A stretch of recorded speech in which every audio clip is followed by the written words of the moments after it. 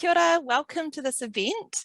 So this event is all about celebrating the International Day of Women and Girls in STEM. So we decided it would be a great opportunity to get some people together. We've got some postgraduates and some graduates who have been working in industry, and we're here to answer any questions that you might have. So I'll do a really quick introduction, but I'm going to let the panelists introduce themselves in a moment. So we have Millie, we have Kate, Kirsty and Cassandra.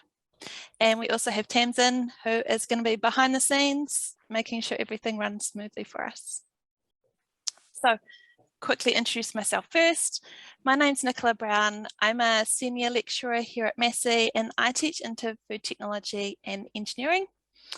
And I will let the panels do a quick round. So each of the panelists, if you could tell us a little bit about your background, maybe what some of your interests were and why you got interested in STEM.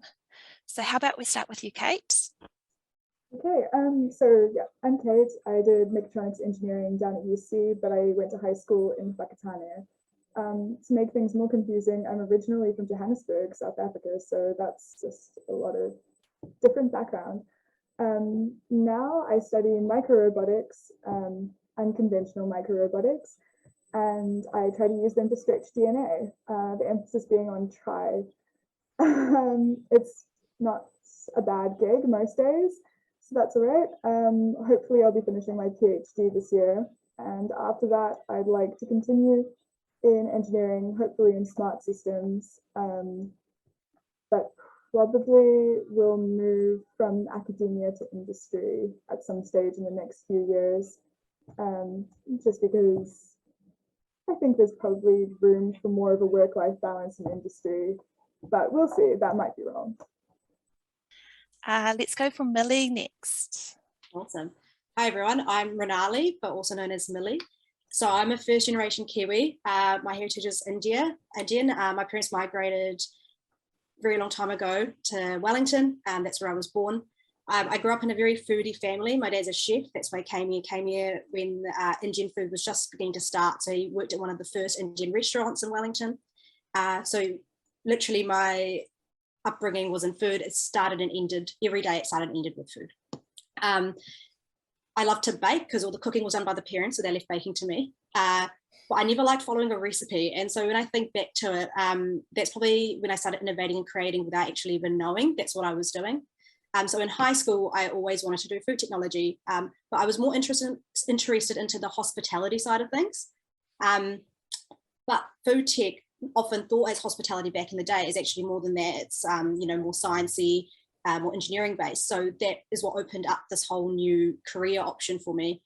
In high school, I also entered a competition at the time we had called Crest, and it was a food technology development competition where we got a brief. And then we had to innovate based on that brief and then present a poster and a presentation here at Massey University. So I was year 11 then. I came to Massey University to pitch, and we placed, and it was awesome. And back then, believe it or not, I wasn't the biggest fan of science, especially physics. Really hated physics. But because I really wanted to do food technology, that, I had to take physics, chemistry, bio, maths. And I started enjoying it once I actually started doing it. So I do enjoy it now, but back then I didn't. So yeah, I actually also in high school, I enjoyed media studies. So it was going to be between food tech and media studies. But then I ended up choosing food tech because, well, there's more opportunity in New Zealand and more money in it. That was probably the reason that drove me to do it. Little did I know that I'm 23 and still a poor student. But yeah, so that's a bit of background. I've always been interested in entrepreneurship. So throughout university and even at high school, I entered in business and pitch competitions and placed in a few of them. So when my food technology degree ended, literally the day after, I went to Taranaki and there was a startup weekend. And this is a competition where you have 40 hours, in 54 hours, you have to form a business, develop a business idea with a team and then pitch. And then a team wins. So we placed third in there. And from that competition, I met my now co-founder, Jenny, and together we've created this plant-based startup called Kinda. So that's one of my full-time gigs. And my other full-time gig is also I'm a master's student at Massey University studying food technology. So there's two full-time gigs happening simultaneously somehow, which I'm sure I'll talk more about in the rest of the conversation today. Thank you so much. Okay, Kirsty, let's hear a little bit about yourself.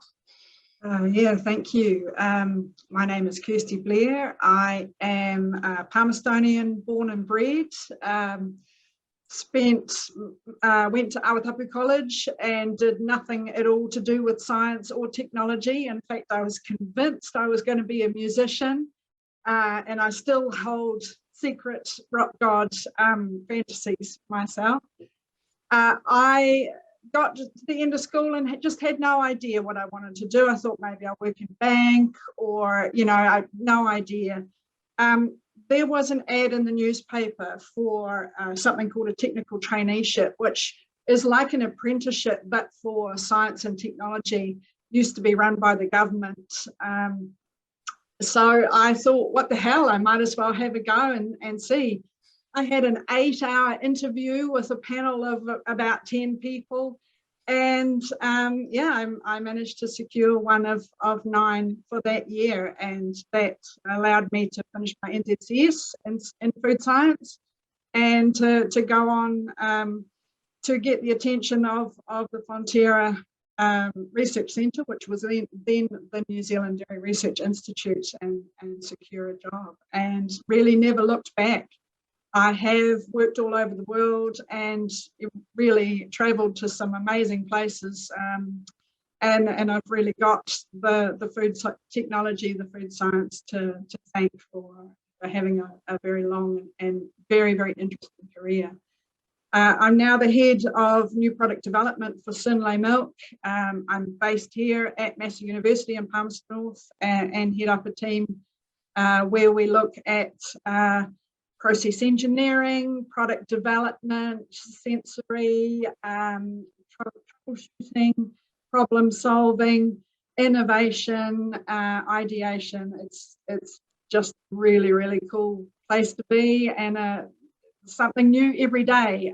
It's sort of my life motto. If I haven't learned something new, then I better get onto it, because it's a bit of a waste if you're not always, you know, just experiencing different things. And food tech and product development is an amazing way to do that. Fantastic. And finally, Cassandra. Hello everyone, my name is Cassandra Yen. So I'm a project engineer working in Manawatu District Council. So I graduated from Massey 2 years ago with a degree in food process engineering. So I came to New Zealand around 9 years ago from China as an international student.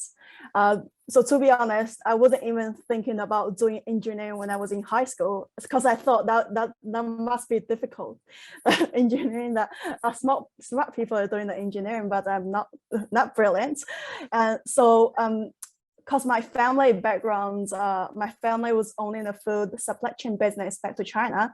So I'm thinking maybe I should do something like food related.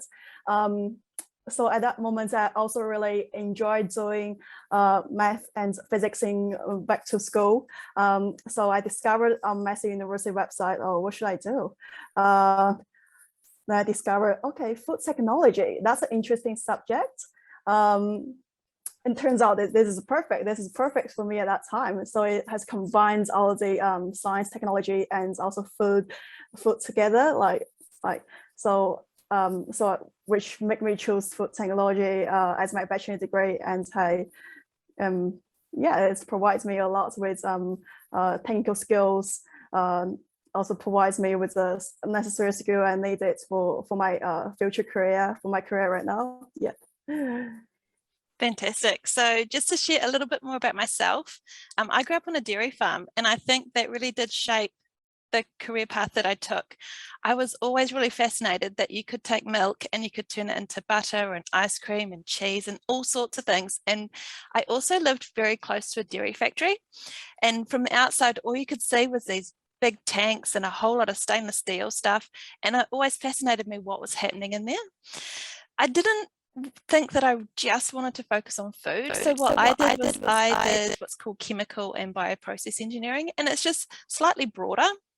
So it's not necessarily just food. Now the area I work in is wastewater treatment. So wastewater may not be the most glamorous sounding thing, but we all produce it and something's got to happen to it, and we want to make sure the environment isn't harmed. And so I look at new technologies which we can develop in order to protect the environment.